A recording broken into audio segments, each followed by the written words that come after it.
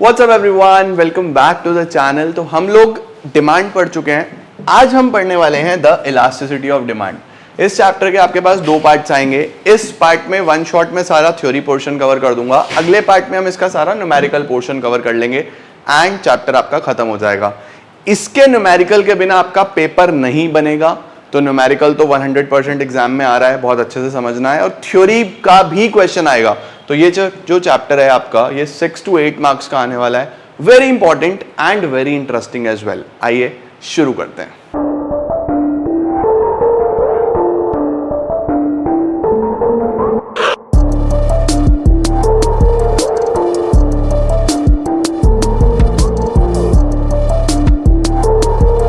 तो अब हम लोग शुरू करते हैं इस चैप्टर के साथ, जिसका नाम है इलास्टिसिटी ऑफ डिमांड। देखो बेटा, आप डिमांड पढ़ के आए, आज आप क्या पढ़ोगे? इलास्टिसिटी। What is elasticity? ये शब्द कहां से आया? देखो, इलास्टिसिटी एक वर्ड है जो इलास्टिक से आया। इलास्टिक का मतलब किसी भी चीज में स्ट्रेचेबिलिटी, कम ज्यादा होना। तो आप जो डिमांड पढ़ के आए, डिमांड में हम ये पढ़ के आए कि अगर प्राइस कम होगा तो डिमांड बढ़ जाएगा, प्राइस ज्यादा होगा तो डिमांड कम हो जाएगा। तो क्या हो जाएगा ये हमने उस चैप्टर में पढ़ लिया। ये चैप्टर आपको बताता है कि कितना हो जाएगा, यानी कितना डिमांड बढ़ेगा, कितना डिमांड कम होगा। वहां पे कितने की बात नहीं हुई थी, वहां हुई थी क्या होगा। बात समझे? तो इलास्टिसिटी ऑफ डिमांड में बेसिकली हम सीखने वाले हैं कि कितना चेंज आ रहा है डिमांड के अंदर, राइट? अब देखो, इलास्टिसिटी ऑफ डिमांड की अगर मैं डेफिनेशन की बात करूं तो it refers to percentage change in demand for a commodity with respect to any of the factors. There are multiple factors जो डिमांड को इम्पैक्ट करते हैं। सबसे पहले price of the given commodity, price of related goods, income of the consumer, taste and preferences, season, weather, future expectations. Multiple factors आपने पढ़े हैं जो डिमांड को इन्फ्लुएंस करते हैं। हमें यहाँ पे देखना है कि इलास्टिसिटी का मतलब कि कितने परसेंटेज चेंज आया है। देखो, हम बोलेंगे कि 20% चेंज है, 25% चेंज है, 50% चेंज है। वहां हमने देखा था कि चेंज आएगा, यहां हम देखते हैं कितना चेंज आएगा, right? Concept of elasticity was developed by professor Marshall. याद रखना, एक नंबर में आपसे जरूर पूछ सकता है कि इलास्टिसिटी डेवलप किसने करा। तो it is developed by Marshall. Marshall का बहुत बड़ा रोल रहा है माइक्रो इकोनॉमिक्स के अंदर। ये फॉर्मूला है, फॉर्मूला के लिए अभी आप कुछ नहीं, इसकी जरूरत नहीं है, स्क्रीनशॉट लेना ले लो। न्यूमेरिकल में मैं आपको सारा फॉर्मूला समझा दूंगा। अब हमारे पास आते हैं बच्चों dimensions of elasticity of demand. Elasticity के कितने डायमेंशंस हैं? तो देखो, सबसे पहला है प्राइस इलास्टिसिटी, दूसरा है क्रॉस इलास्टिसिटी, तीसरा है इनकम इलास्टिसिटी। प्राइस इलास्टिसिटी का मतलब है कि जब डिमांड चेंज हो रहा है due to change in price, यानी मैं कोई भी चीज अब कम खरीद रहा हूं, क्यों? क्योंकि वो महंगी हो चुकी है। या मैं कोई भी चीज अब ज्यादा खरीद रहा हूं, क्यों? क्योंकि वो सस्ती हो चुकी है। तो मैं प्राइस की वजह से चेंज कर रहा हूं ना, तो इसको बोलूंगा प्राइस इलास्टिसिटी। अब कोई चीज उतने की ही है बट मैं ज्यादा खरीद रहा हूं, क्यों? क्योंकि मेरी इनकम बढ़ गई है, मेरा प्रमोशन हो गया। या फिर मैं कोई भी चीज अब कम खरीद रहा हूं, क्यों? है तो वो उतने की, लेकिन मेरी इस बार सैलरी नहीं आई। तो वो जो चेंज आ रहा है that is due to my income, तो इसको मैं बोलूंगा income elasticity. Sometimes cross elasticity, cross का मतलब होता है बेटा या तो चेंज होगा इसके सब्स्टिट्यूट में या फिर चेंज होगा इसके कॉम्प्लीमेंट्री गुड में। सब्स्टिट्यूट से शुरू करते हैं। फॉर एग्जाम्पल मैं बात करता हूं कि मेरे पास ये कैमरा है, ये कैमरा कैनन का है, ठीक है। एक इसका सब्स्टिट्यूट है निकॉन का कैमरा। दो ही कैमरा चलते हैं मार्केट में, सोनी का भी चलता है, बट मेजर कैनन, निकॉन, दो हमारे पास ब्रांड्स हैं, तीसरा सोनी का भी चलता है, चलो उसको भी मान लेते हैं। अब आप एज्यूम करो कि कैनन की डिमांड बहुत अच्छी चल रही थी, लेकिन एकदम से डिमांड गिर गई। हमने कहा भाई डिमांड क्यों गिर गई? क्या इसका प्राइस ज्यादा करा? नहीं, प्राइस तो ज्यादा नहीं करा। क्या लोगों की इनकम कम हो गई? नहीं, ऐसा भी कुछ नहीं हुआ। बट क्यों कैनन की डिमांड क्यों कम हो गई? पता चला सोनी ने सस्ता कर दिया था। तो मुझे बताओ, क्या इस बार एक सब्स्टिट्यूट की वजह से मेरी डिमांड में चेंज आ गया या नहीं आ गया? तो इसको मैं बोलूंगा क्रॉस इलास्टिसिटी ऑफ डिमांड। तो हमारे पास तीन प्रकार की इलास्टिसिटीज हैं। प्राइस की वजह से चेंज हुआ तो प्राइस इलास्टिसिटी, इनकम की वजह से चेंज हुआ तो इनकम इलास्टिसिटी, सब्स्टिट्यूट या कॉम्प्लीमेंट्री गुड में चेंज की वजह से चेंज हुआ तो क्रॉस इलास्टिसिटी। कॉम्प्लीमेंट्री का एग्जाम्पल ले लो अब आप जल्दी से।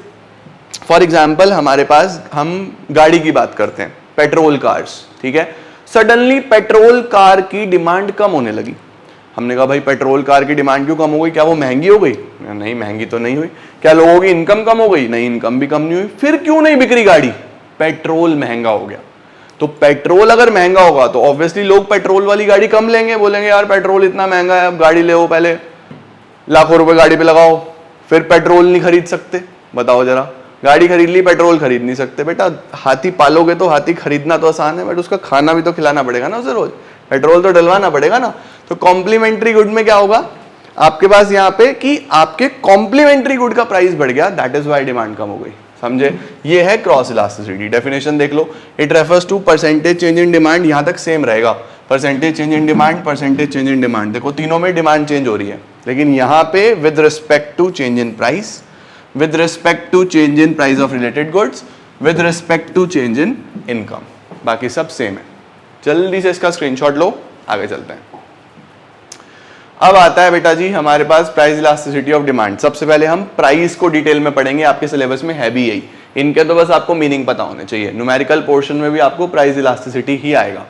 It means the degree of responsiveness. Responsiveness का मतलब होता है बेटा कितना चेंज आ रहा है। सपोज ये पेन है, अब मैं इसको खींचने की कोशिश करता हूं कि मैं इसको कितना ही खींच लूं, तो इसकी स्ट्रेचेबिलिटी जीरो है, तो मैं बोलूंगा कि इसमें चेंज ही नहीं आ रहा, यानी इसकी इलास्टिसिटी जीरो है, बिल्कुल जीरो। वहीं पे मैं ये एक वायर ले लेता हूं, मेरे पास एक वायर है, अब मैं इस वायर को अगर खींचने की कोशिश करूंगा तो ये थोड़ी सी खिंच जाएगी, क्योंकि इसके अंदर थोड़ी बहुत फ्लेक्सिबिलिटी है, तो इसमें इलास्टिसिटी की कुछ ना कुछ वैल्यू आएगी। समझे? आपका रबर बैंड होता है, रबर बैंड को आप स्ट्रेच करो, स्ट्रेच हो जाता है ना, तो उसमें इलास्टिसिटी की वैल्यू आएगी, चेंज होगा। समझे? देखो क्या लिखा हुआ है, it means the degree of responsiveness with reference to change in price. Price में चेंज आने की वजह से कितना चेंज आ रहा है डिमांड में, यही प्राइस इलास्टिसिटी ऑफ डिमांड होता है। It establish a relationship. अब रिलेशनशिप याद रखना बच्चों, क्वांटिटेटिव। क्वांटिटेटिव का मतलब हम आपको एक क्वांटिटी में बता देंगे कि अगर प्राइस 50% चेंज हुआ तो डिमांड कितना परसेंट चेंज हुई, 10%, 20%, 50%, कितना, ठीक है। और अदर फैक्टर्स को कांस्टेंट रखना है, सिर्फ प्राइस को देखना है, ठीक है। Higher the numerical value of elasticity, larger is the effect of change. बिल्कुल सही बात है, जितना ज्यादा वैल्यू ज्यादा आएगा इलास्टिसिटी का, उतना बड़ा चेंज हुआ है। अगर 20% इलास्टिसिटी 20% आ रही है वैल्यू, तो फिर चेंज ज्यादा आ रहा है ना। नेक्स्ट क्या आता है देखो, for certain goods a change in price leads to greater change, whereas in some cases there is small changes in demand due to change in price. बोल रहा है कुछ गुड्स में प्राइस चेंज होने की वजह से डिमांड बहुत ज्यादा चेंज होती है, कुछ गुड्स में प्राइस चेंज होने की वजह से डिमांड चेंज कम होती है। ऑब्वियसली जैसे कोई नेसेसिटी है, सपोज व्हीट राइस है, अगर वो महंगा होगा तो लोग छोड़ तो नहीं सकते, भाई 2 रोटी की जगह 1 रोटी खा लेंगे, बस इतना ही फर्क आएगा, लेकिन छोड़ नहीं सकते। तो इसमें डिमांड में चेंज आएगा लेकिन कम आएगा। वहीं कोई लग्जरी गाड़ी है, महंगी हो गई तो नहीं लेंगे तो चलेगा ना यार काम, गाड़ी के बिना कोई दिक्कत थोड़ी ना है, तो वहां पे चेंज ज्यादा आ जाता है। वहीं कुछ चीजें ऐसी होती हैं जिसमें चेंज आता ही नहीं है। सपोज कोई कैंसर पेशेंट है, उसकी मेडिसिन है, अब वो कितनी महंगी कर लो भाई, उसको कैसे भी करके खानी पड़ेगी, मर जाएगा नहीं तो वहां पे चेंज आएगा ही नहीं। तो इसीलिए अगर देखा जाए ना, तो प्राइस में चेंज आने की वजह से कहीं पे ज्यादा चेंज हो रही है डिमांड, कहीं पे कम हो रही है, कहीं पे हो ही नहीं रही, तो इसमें ना मल्टीपल वैल्यूज बनाई गई हैं, जैसे elasticity 0, elasticity 1, elasticity more than 1, less than 1, वो सब हम आगे पढ़ने वाले हैं। देखो क्या लिखा हुआ है, आगे लिखा हुआ है, it is known as elasticity of demand या डिमांड इलास्टिसिटी या फिर सिर्फ इलास्टिसिटी। क्या है अब हमारे पास नेक्स्ट, कितने मेथड्स हैं इलास्टिसिटी को मेजर करने के? 2 मेथड है बेटा जी, एक परसेंटेज मेथड, एक प्रोपोर्शनेट मेथड। दोनों का ही हम लोग सिर्फ और सिर्फ मेनली अभी बात करेंगे हम इनके फॉर्मूलाज की। तो परसेंटेज और प्रोपोर्शनेट मेथड की अगर मैं बात करूं तो percentage change in quantity demanded divided by percentage change in price, ये तो आपका बच्चों परसेंटेज मेथड होता है।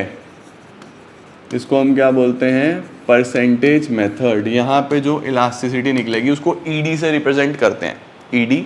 और क्या फॉर्मूला चलता है? Percentage change in quantity demanded divided by percentage change in price. अगर आपको percentage change in quantity demanded निकालना हो तो ये कैसे कैलकुलेट होता है? Delta Q upon Q into 100।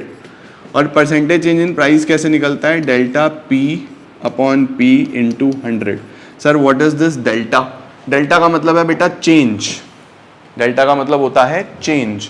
और डेल्टा क्यू कैसे निकलता है, Q1 माइनस क्यू। Q1 का मतलब न्यू क्वांटिटी, Q का मतलब ओल्ड क्वांटिटी।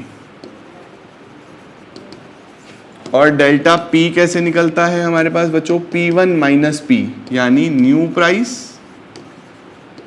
और P का मतलब old price, basically final minus initial. ये आपके पास डेल्टा कैलकुलेट हो जाता है, सही है। जैसे सर, जैसे थोड़ा सा एक आधा एग्जाम्पल, तो मैं आपको एग्जाम्पल बताता हूँ। फॉर एग्जाम्पल, प्राइस किसी चीज़ का 10 था तो उसकी डिमांड 100 थी, प्राइस उसका 20 हो गया तो डिमांड 50 हो गई, हो गया नहीं हो गया? तो जो पहला वाला प्राइस है उसको P बोलूंगा मैं, दूसरे वाले को P1 बोलूंगा, पहली वाली क्वांटिटी को Q बोलूंगा, दूसरी वाली क्वांटिटी को Q1 बोलूंगा, ठीक है। अब जो P minus P, P1 minus P, this is delta P, 10 आ गया। Q1 minus Q, this is delta Q, minus का 50 आ गया। अब देखो बच्चों, एक यहां पे मैं आपको एक बहुत इंपॉर्टेंट पॉइंट बताने जा रहा हूं जो आपको बहुत हेल्प करेगा, वेरी इंपॉर्टेंट। देखो समझो, एक ना एक चीज तो कम होगी ना, इनवर्स रिलेशनशिप है। अगर आप प्राइस बढ़ाते हो तो क्वांटिटी कम हो जाती है, प्राइस कम करते हो तो क्वांटिटी ज्यादा हो जाती है, यानी एक ना एक चीज तो नेगेटिव रहेगी ना इसके अंदर हमेशा। तो ईडी की जो वैल्यू आएगी आपकी, वो हमेशा नेगेटिव में आएगी। इलास्टिसिटी ऑफ डिमांड की वैल्यू हमेशा नेगेटिव में आएगी, बट वो नेगेटिव साइन सिर्फ और सिर्फ इनवर्स रिलेशनशिप दिखाता है। इलास्टिसिटी कभी नेगेटिव नहीं हो सकती, इलास्टिसिटी जीरो से शुरू होगी, समझ रहे हो? जीरो होगी, लेस देन 1 होगी, 1 होगी, ग्रेटर देन 1 होगी, और इनफाइनाइट होगी। कोई भी चीज सुकड़ के कम थोड़ी ना हो रही है, उस स्ट्रेच ज्यादा ही तो होगा। तो इलास्टिसिटी कभी नेगेटिव नहीं होगी। इलास्टिसिटी की हमें 5 ही वैल्यूज पढ़ाई जाती हैं। इलास्टिसिटी की हमें कौन सी वैल्यूज पढ़ाई जाती है? सबसे पहले 0, फिर उसके बाद ईडी लेस देन 1, उसके बाद ईडी 1, उसके बाद ईडी ग्रेटर देन 1, उसके बाद ईडी इनफाइनाइट। देखो कहीं भी इलास्टिसिटी नेगेटिव नहीं बताया गया, लेकिन जब आप आंसर निकालोगे तो ईडी नेगेटिव आएगा हमेशा। ईडी नेगेटिव क्यों आएगा? Because of inverse relationship between price and quantity demanded, और कोई पर्पज नहीं है उस नेगेटिव का। सो अगर आपसे कोई पूछ ले कि क्या ईडी नेगेटिव होता है, तो हम बोलेंगे नो, ईडी नेगेटिव नहीं होता। बट न्यूमेरिकल वैल्यू जब हम फाइंड करते हैं, तो since there is an inverse relationship between price and quantity demanded, तो हम एक नेगेटिव साइन लगा के चलते हैं। यही पर्पज है उसका, बस समझे? अच्छा, वो मैं न्यूमेरिकल में बताऊंगा आपको। ये तो परसेंटेज मेथड हो गया बेटा। प्रोपोर्शनेट मेथड में ईडी में फॉर्मूला चलता है delta Q upon Q into P upon delta P. ये हमारे पास फॉर्मूला चल जाता है। कुछ लोग इसको डेल्टा पी इधर भी लिख देते हैं तो भी चलेगा, delta Q upon delta P into P upon Q, एक ही बात है, मल्टीप्लाई तो करना है तुम्हें, है ना? तो इसको ऐसे भी लिख सकते हो, delta Q upon delta P into P upon Q. ये इधर इधर कर दिया मैंने, और कुछ नहीं है, ठीक है। डेल्टा क्यू अभी भी कैसे निकलेगा बेटा? Q1 माइनस क्यू, और डेल्टा पी अभी भी कैसे निकलेगा? P1 माइनस पी, सही है। इस पर्टिकुलर इधर वाले मेथड को हम परसेंटेज बोलते हैं, इधर वाले को हम प्रोपोर्शनेट बोलते हैं। तो हमारे पास 2 बेसिक मेथड्स हैं टू कैलकुलेट इलास्टिसिटी। आओ जी, अब हम आगे चलते हैं। लो, इसका जल्दी से स्क्रीनशॉट ले लो अगर लेना है तो। अब आता है हमारे पास नेगेटिव साइन में बी इग्नोर्ड। आप इलास्टिसिटी में नेगेटिव साइन इग्नोर कर सकते हो, क्यों? क्योंकि ये सिर्फ इनवर्स रिलेशनशिप दिखा रहा है। Elasticity is a unit free measure. Elasticity का कोई यूनिट नहीं होता, सीधा सीधा आंसर आएगा 1, 1.4, 0.2, 0.5, उसके पीछे कोई केजी, ग्राम, मीटर, सेंटीमीटर, लीटर नहीं होता। जैसे मल्टीपल चीज़ों के आप अपना वेट मेजर करोगे तो केजीज में होगा, आप अपनी हाइट मेजर करोगे तो सेंटीमीटर्स में होगी या फिर फुट में होगी, है ना? हर चीज़ के पीछे कोई ना कोई यूनिट होता है। इलास्टिसिटी का कोई यूनिट नहीं है, इलास्टिसिटी इज यूनिट फ्री। इस चीज़ को याद रखना, बस छोटा सा पॉइंटर है। अब आता है हमारे पास degrees of elasticity of demand, जो एग्जाम में ज़रूर पूछी जाती है। इलास्टिसिटी कितने तरीके की हो सकती है? तो देखो मैंने आपको ऑलरेडी बता दिया, 5 तरीके की होती है। यूनिटरी, यूनिटरी का मतलब 1, यूनिट वैल्यू 1 होता है, तो ईडी या तो 1 हो सकती है, ठीक है। परफेक्टली इलास्टिक का मतलब होता है ईडी इनफाइनाइट। परफेक्टली इनइलास्टिक का मतलब होता है ईडी 0। हाईली इलास्टिक का मतलब होता है ED greater than 1। Less elastic का मतलब होता है ईडी लेस देन 1। तो हमारे पास बच्चों 5 प्रकार की इलास्टिसिटीज हो सकती हैं, या तो 1 या 0 या इनफाइनाइट या लेस देन 1 या मोर देन 1। एक्चुअल में अगर देखा जाए बच्चों तो ये जो दोनों हैं इनफाइनाइट और जीरो, ये दोनों इमेजिनरी हैं, ये एग्जिस्ट ही नहीं करती, ये एग्जिस्ट ही नहीं करती। इलास्टिसिटी इनफाइनाइट और इलास्टिसिटी जीरो ये इमेजिनरी यूनिट्स हैं। आप सोचो ना कि अगर प्राइस चेंज होगा, क्वांटिटी में चेंज ही नहीं आया, ऐसा नहीं हो सकता यार। कुछ ना कुछ हमारा इंडियन कंज्यूमर प्राइस को लेके बहुत सेंसिटिव है, 1 रुपए के चक्कर में लड़ाई हो जाती है। आप कभी रिक्शा पे जाना देखना, आप हम रिक्शा वालों को देखना, सपोज कहीं का 10 रुपए का प्राइस है, रिक्शा वाले ने गलती से 15 मांग लिए, फिर देखो तुम 15 10 रुपए ही मिलेंगे। बहुत सेंसिटिव है हमारा customer, Indian customer is very sensitive to price. तो प्राइस चेंज हो और डिमांड में चेंज ही ना हो, पॉसिबल ही नहीं है। तो ये एक इमेजिनरी यूनिट है आपको समझाने के लिए। और प्राइस में छोटा सा चेंज हो कि रिक्शा वाला 10 रुपए की जगह बोले 10 रुपए 1 पैसे लूंगा जी, आजकल तो पैसे नहीं है, और कस्टमर भाग जाए, ऐसा भी नहीं होगा। इतना छोटा भी कोई चेंज नहीं देख रहा कि प्राइस में तो बहुत ही माइनर सा चेंज, और डिमांड में दुनिया भर का चेंज कि ऑडी कितने की है जी, 5 करोड़ रुपए की, ज्यादा बता दिया, 1 करोड़ रुपए की, अब कितने की हो गई है, 9 करोड़ 99 लाख 9,999 की, 99,999 की हो गई, और कस्टमर ही कस्टमर टूट पड़े कि ऑडी 1 रुपए सस्ती हो गई, ऑडी ले लो, ऑडी ले लो, ऐसा भी नहीं होगा। ये है इनफाइनाइट कि प्राइस में बहुत ही ना के बराबर चेंज और डिमांड में बहुत बड़ा चेंज। ये इन्फिनिटी, ये भी इमेजिनरी है भाई, ऐसा कोई नहीं करता, और ना ही जीरो होता, समझे। तो ये हम अब देखते हैं कि इनका एक्चुअल में मतलब क्या है। देखो सबसे पहले लेते हैं परफेक्टली इलास्टिक।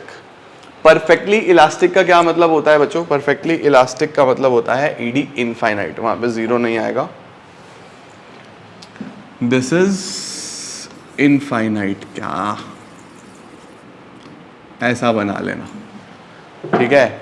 ईडी इनफाइनाइट का मतलब होता है perfectly elastic. When there is an infinite demand at a particular price and demand become zero with a slight rise in price. देखो प्राइस 30 था, अगली बार प्राइस 30.0001, इतना चेंज आया माइनर सा, राउंड ऑफ करके तब भी 30 आ जाएगा, फिर बहुत ही माइनर सा चेंज। तो प्राइस में तो चेंज ना के बराबर है, जबकि डिमांड में देखो कितना बड़ा चेंज हो रहा है, 100 200 300, डिमांड बहुत ज्यादा चेंज हो रही है, तो इसको बोलते हैं ईडी इनफाइनाइट, है ना। तो देखो प्राइस तो लगभग एक जगह टिका हुआ है, मैं इसका कर्व आपको बना के दिखाता हूं।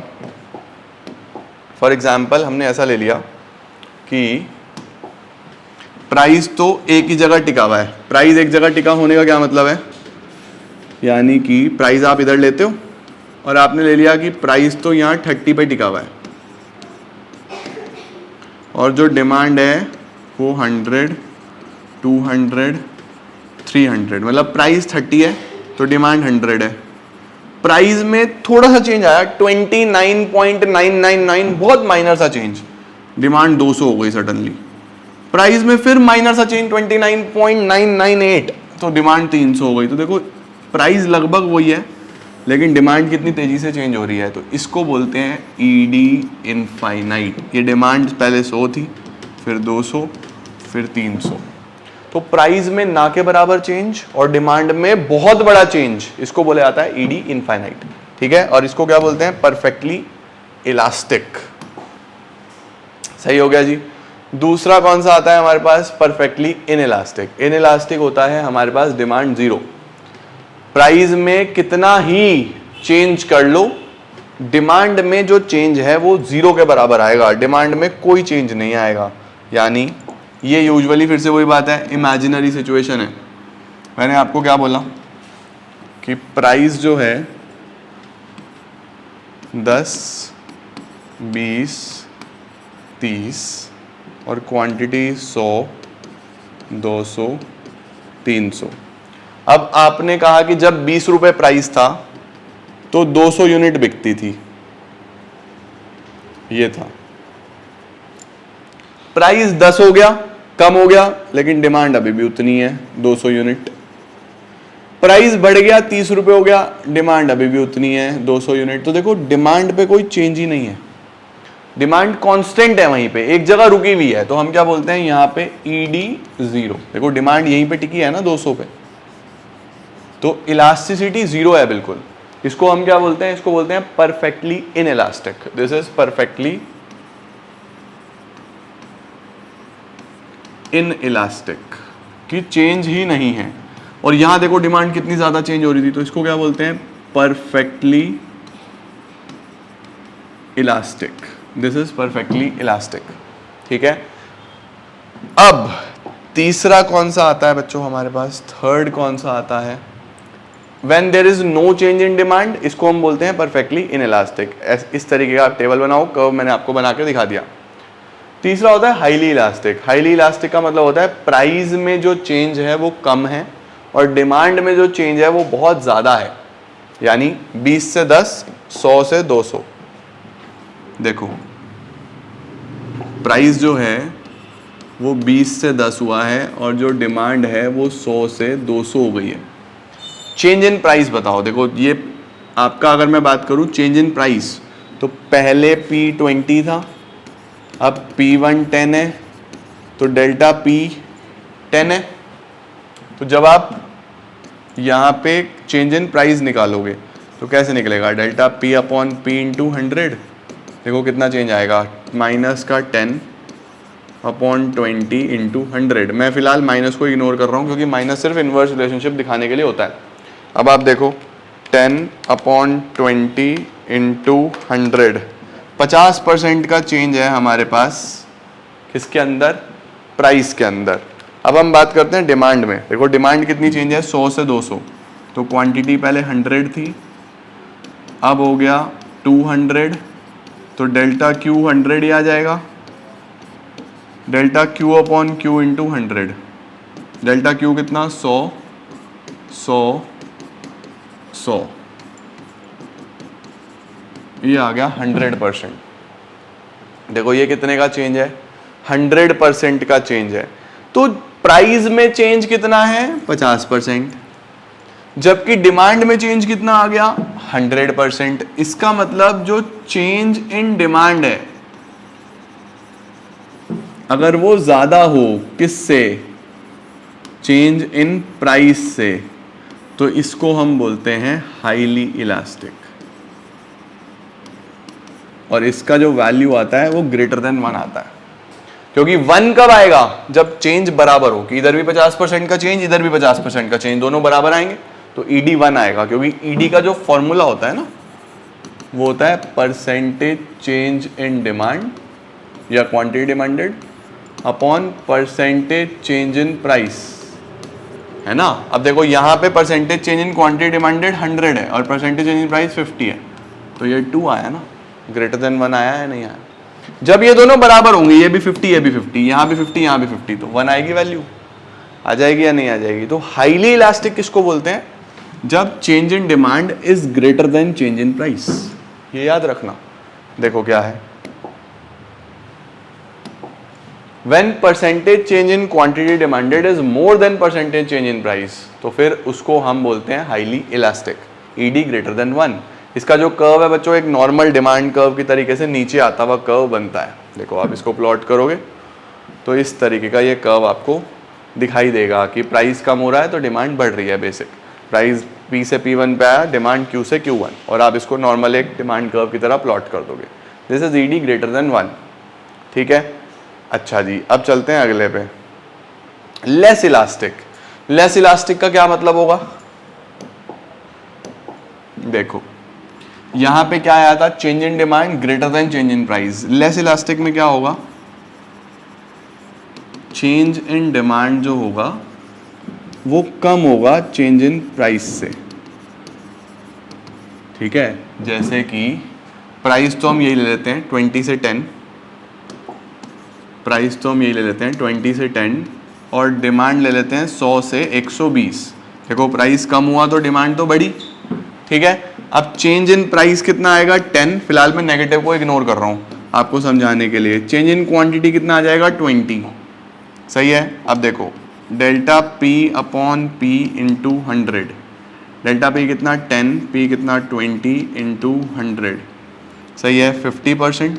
सेम, जबकि हम इधर चलें अगर, delta Q upon Q into 100, 20, 100 into 100, 20%। तो देखो परसेंटेज चेंज इन डिमांड 50% है, परसेंटेज चेंज इन डिमांड जो है हमारे पास वो है ये 20%, जबकि परसेंटेज चेंज इन प्राइस 50% था। कम आ गया या नहीं आ गया? जो चेंज इन डिमांड है वो कम है। अब ईडी का फॉर्मूला क्या होता है? Percentage change in quantity demanded divided by percentage change in price. Percentage change in quantity demanded 20%, ये 50%, तो 20/50 देखो 0.4, 1 से कम आया। इलास्टिसिटी 0.4, 1 से कम आ गया, तो इसको हम बोलते हैं less elastic. This is what we call as less elastic. तो अगर आप इसको प्लॉट करो, इसका कर्व बनाओ, तो आएगा ये भी डाउनवर्ड स्लोपिंग ही आएगा, ये भी डाउनवर्ड स्लोपिंग। आपने यहाँ पे प्राइस लिया, ये 10 है, ये 20 है, क्वांटिटी 100, 200। जब प्राइस 10 था, 20 था, तो क्वांटिटी 100 थी, लगभग ये पॉइंट। अब प्राइस 10 हुआ तो क्वांटिटी 120 हो गई, बस इतना ही चेंज है। तो देखो ये लगभग इस तरीके का कर्व आ जाएगा, इस तरीके का थोड़ा स्टीप कर्व बनता है। ठीक है, परफेक्ट हो गया। अब हमारे पास एक ही बचा, वो बचा ED1, that is unitary elastic. Unitary में क्या होगा? बराबर आएंगे चेंज। देखो क्या आ रहा है, unitary elastic when percentage change in quantity demanded is equal to the percentage change in price. इसका मतलब प्राइस 20 से 10, 50% का चेंज, डिमांड 100 से 150, 50% का चेंज, दोनों में सेम है। दोनों में सेम है तो इलास्टिसिटी इक्वल टू 1 आ जाता है बच्चों, ED इक्वल टू 1 आ जाता है। जब आप इसको प्लॉट करोगे तो देखो प्राइस हमने लिया था 20 से 10, ये लिया 100 से 150, तो डेल्टा P 10, डेल्टा Q 50, तो formula delta P upon P into 100 change आ जाएगा, delta Q upon Q into 100 change आ जाएगा। प्राइस में कितना चेंज है? देखो डेल्टा P 10 अपॉन 20 इंटू 100, 50%, और यहाँ पे देखो 50 अपॉन 100 इंटू 100, 50%, बराबर आ गया। Percentage change in quantity demanded is equal to percentage change in price. इसको हम बोलते हैं यूनिटरी इलास्टिक, यानी कि ED1। जब आप इसको प्लॉट करोगे बच्चे, तो ये कैसा कर्व बनेगा आपका? 10, 20, 100, 200।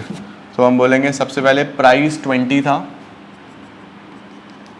तो क्वांटिटी 100 थी, प्राइस 10 हो गया तो क्वांटिटी 150 हो गई। देखो लगभग इस तरीके का कर्व बन जाएगा। ठीक है, अब अगर मैं आपको सारे कर्व्स रिकैप कराऊं ना, तो एक बहुत शानदार आपका डायग्राम बन के आता है। बड़े ध्यान से देख लो इसको भी। सबसे पहला जो कर्व हमने बनाया था वो ये बनाया था ऐसा, इसको क्या बोला? ED इनफाइनाइट, कि डिमांड में बहुत सारे चेंजेस हैं। फिर जो हमने दूसरा कर्व बनाया वो ऐसा बनाया, इसको क्या बोला? ED0, की डिमांड चेंज नहीं होती। फिर एक तीसरा कर्व बना लगभग ऐसा, इसको बोला ED1। एक कर्व बना ऐसा, ED लेस देन 1। एक कर्व बना ऐसा, ED ग्रेटर देन 1। अब अगर आप इस कर्व को, इस पांचों कर्व को बड़े ध्यान से देखो, तो देखो ये बिल्कुल स्टीप कर्व है, ये थोड़ा सा फ्लैट हुआ, ये और फ्लैट हुआ, ये और फ्लैट हुआ, ये बिल्कुल फ्लैट हो गया। तो यहां से मैं ये बोल सकता हूं कि flatter the curve more elastic it is. देखो जितना ज्यादा फ्लैट होता जा रहा है उतनी इलास्टिसिटी बढ़ती जा रही है। पहले इलास्टिसिटी 0 थी, फिर लेस देन 1 थी, फिर 1 हो गई, फिर ग्रेटर देन 1 हो गई, फिर इन्फिनिटी हो गई। तो याद रखना बेटा, जितना कर्व फ्लैट होता जाएगा उतना ज्यादा इलास्टिक ज्यादा होता चला जाएगा। इस चीज का आपको खास तौर पे ध्यान रखना है। The more flatter the curve the more elastic it is. समझ गए? ठीक हो गया? आओ जी, देखो जी, कुछ प्राणी बुलेट लेके आपको कैमरे में दिखाई देंगे, दिखाई नहीं देंगे, बस सुनाई देंगे। देखो जी, क्या है हमारे पास? Perfectly elastic ED infinite, infinite demand. ED0 ठीक हो गया, perfectly inelastic. Highly elastic greater than 1, percentage change in demand ज्यादा आएगा। Less elastic less than 1, percentage change in demand कम आएगा। यूनिटरी इलास्टिक ED1 जहां पे दोनों बराबर होंगे, percentage change in demand is equal to percentage change in price. When the flatter curve is more elastic, जितना ज़्यादा फ्लैटर होगा उतना ज़्यादा इलास्टिक होगा। बस ये आपको पता होना चाहिए, ज़्यादा टेंशन लेने की ज़रूरत इसमें आपको नहीं है, बस याद रख लेना flatter the curve more elastic it is. Last topic आता है बच्चों हमारे पास, फैक्टर्स अफेक्टिंग इलास्टिसिटी। बहुत इंपॉर्टेंट, सावधान इंडिया मार्क करेंगे और पेपर में पक्का आता है ये, तो बड़े ध्यान से इसको हम समझ के चलेंगे। अब इस टॉपिक में क्या है, इस टॉपिक में आपको ये देखना है कि कौन कौन से फैक्टर्स हैं जिसकी वजह से आपकी जो डिमांड है वो कम ज्यादा होती है। ठीक है, कौन कौन से फैक्टर्स हैं इलास्टिसिटी को ध्यान में रखते हुए। सबसे पहला जो फैक्टर है बेटा वो है नेचर ऑफ द कॉमोडिटी, कि देखो आपकी कॉमोडिटी कौन सी है। अब कॉमोडिटी क्या क्या हो सकती है, अ commodity can be a necessity, necessity का मतलब चाहिए ही चाहिए। अ commodity can be a comfort, a commodity can be a luxury. अब देखो क्या है, फॉर एग्जाम्पल आप ये ले लो कि सपोज हम लोग मान लेते हैं कि कोई खाना है, जैसे सपोज फूड है, सॉल्ट है, वेजिटेबल्स है, दीज आर नेसेसिटी, मिल्क है, ये आपको चाहिए घर में, है ना। उसके बाद हम बोलते हैं कंफर्ट्स। कंफर्ट्स क्या है, कंफर्ट्स होते हैं कि आप थोड़ा खुद को कंफर्टेबल फील कराने के लिए वो चीज़ें लेते हो, राइट। कि आपके घर में पंखे लग रहे हैं जी, पंखा इज नॉट नेसेसिटी। ऐसा नहीं है कि पंखा नहीं होगा तो इंसान मर जाएगा, it is just a comforting thing कि आपको कंफर्ट देता है।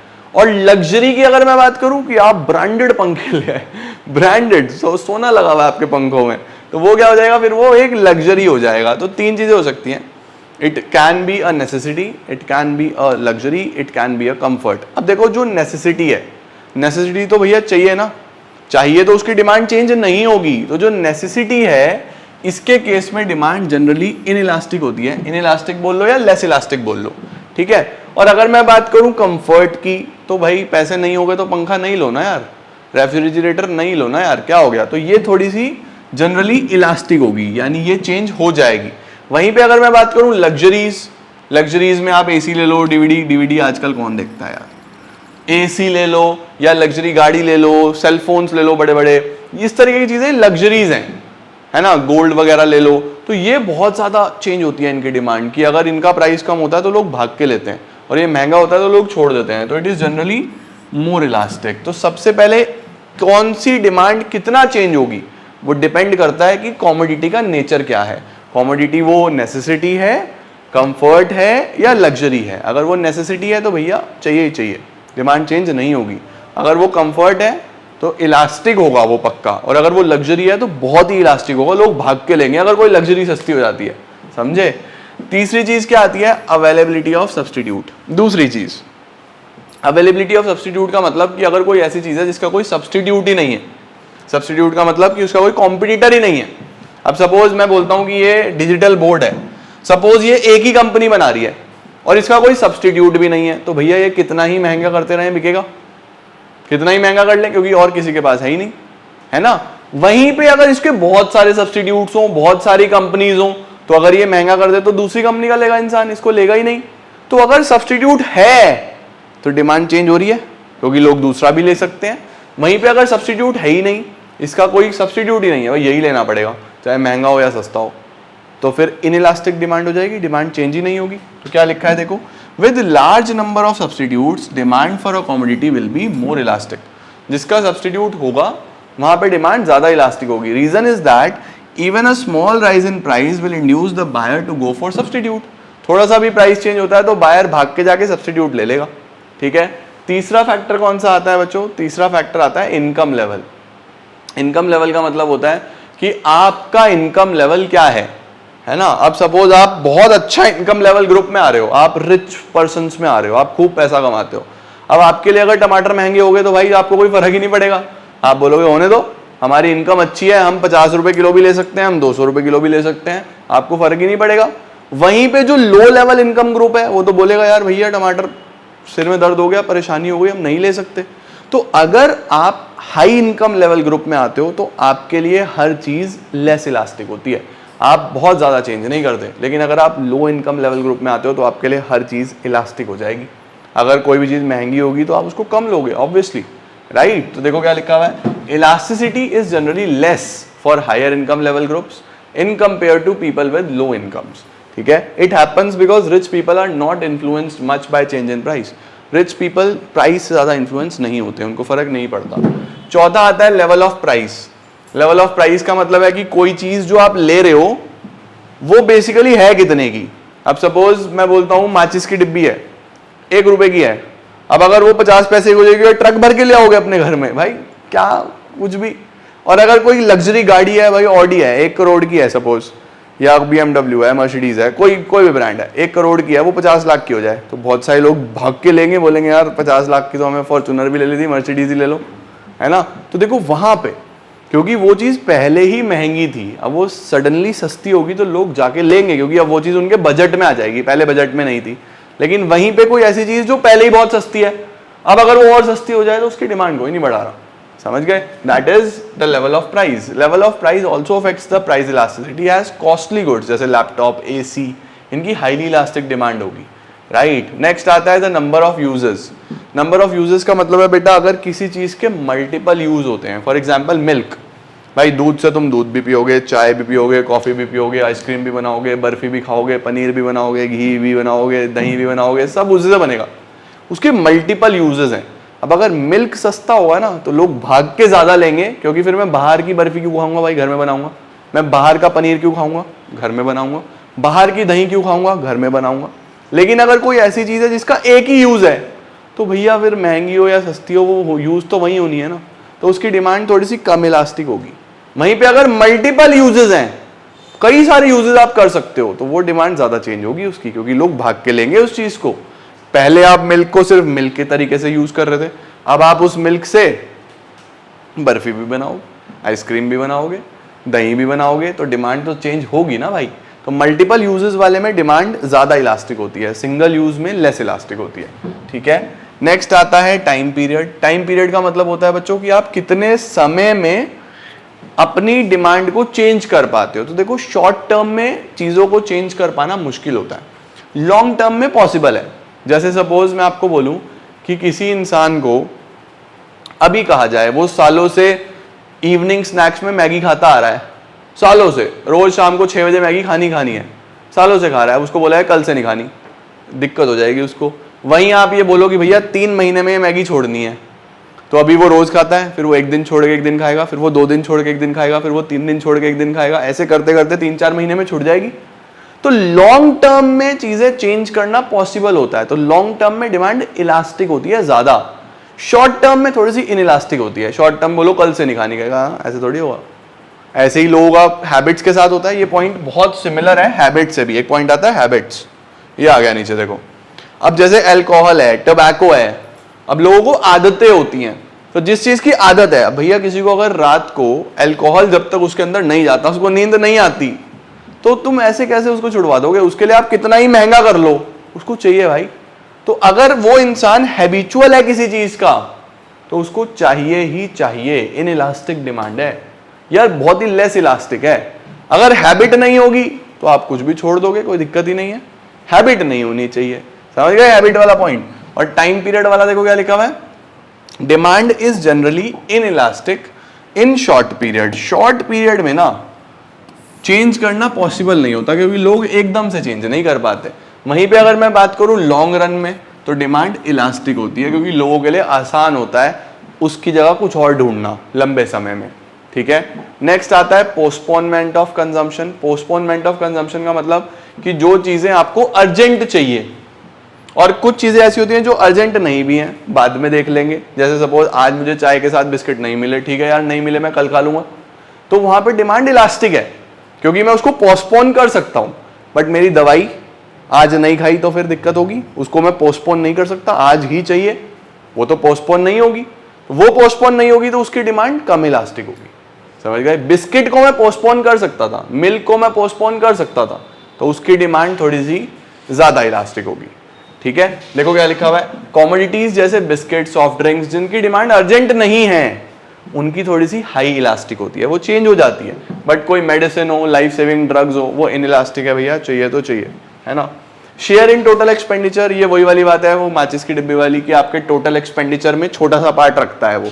आपके घर में ऐसी बहुत सारी चीजें होती हैं, नमक हो गया, नीडल हो गया, सोप हो गया, मैच बॉक्स हो गया, बहुत ही कम शेयर रखते हैं ये आपके टोटल एक्सपेंडिचर में। आप टोटल एक्सपेंडिचर और 10 चीजों पे करते हो, तो जिनका शेयर बहुत कम होता है ना के बराबर खर्चा है आपके खर्चे में, तो कोई फर्क नहीं पड़ता आपको अगर ये सस्ते महंगे होंगे, तो इनकी डिमांड कम इलास्टिक होगी। लेकिन अगर कोई ऐसी चीज है जो आपके एक्सपेंडिचर में मेजर एक्सपेंडिचर है, सपोज आपको गाड़ियों का शौक है, हर 2 महीने बाद गाड़ी बदलते हो, मेजर एक्सपेंडिचर है आपका, तो अगर वो सस्ती हो जाए तो आप भाग के जाके डिमांड चेंज करोगे या नहीं करोगे? तो देखो क्या लिखा हुआ है, proportion of consumers income spend on a particular commodity also influence the elasticity, greater the proportion more is the elasticity and vice versa. जितना कम प्रपोर्शन होगा, यानी जितना कम आपके खर्चे में वो खर्चा है, उसकी इलास्टिसिटी उतनी ही कम होती है ना। अगर मैं माचिस की डिब्बी महीने में एक बार लेता हूँ, वो सस्ती हो जाए तो मैं ज्यादा नहीं लूंगा यार, मैं तब भी एक ही बार लूंगा, ठीक है ना, क्योंकि मेरा खर्चा ही ना के बराबर है उस पर। तो जिस पे ना के बराबर खर्चा है उससे फर्क नहीं पड़ता, लेस इलास्टिक। जिस पे काफी खर्चा है उससे फर्क पड़ता है, मोर इलास्टिक। तो ये 9 पॉइंट्स हैं बच्चों। कोई भी क्वेश्चन 9 मार्क्स में नहीं आएगा, मैक्सिमम 4 से 6 नंबर में क्वेश्चन आता है, तो आप कोई भी 4 से 6 पॉइंट्स याद रख सकते हो जो आपको आसानी से समझ में आ जाए, ठीक है। इसका स्क्रीनशॉट ले लो। ये 3 पॉइंट्स हो गए पहले, फिर ये वाले पॉइंट्स हो गए 4, एंड ये आपके शुरू के 2 पॉइंट्स हो गए। तो 9 पॉइंट्स मैंने आपको इसमें बता दिए। क्वेश्चन एग्जाम में पक्का आएगा, तो बहुत अच्छे से कर लेना। और इसी के साथ इलास्टिसिटी का थ्योरी पोर्शन आपका सारा समाप्त। अगली क्लास में मैं आपको इसके न्यूमेरिकल्स करा देता हूँ। प्रोडक्शन बहुत ही छोटा चैप्टर है, मेरा लास्ट ईयर का भी अपलोडेड है, मैंने फ्रेश वीडियोस डाली, तो आप चाहो तो वहाँ से कर सकते हो, अदरवाइज मैं आपको प्रोडक्शन कल परसों में करा दूंगा, ठीक है। मुझे कमेंट सेक्शन में ये भी बताना कि आपके हाफ ईयरलीज कब से स्टार्ट हो रहे हैं, सो दैट हम अकॉर्डिंगली काम कर पाएँ। Thank you so much guys for joining in. मिलता हूँ मैं आपको न्यू वीडियोज़ में, तब तक के लिए सी या, बाय बाय।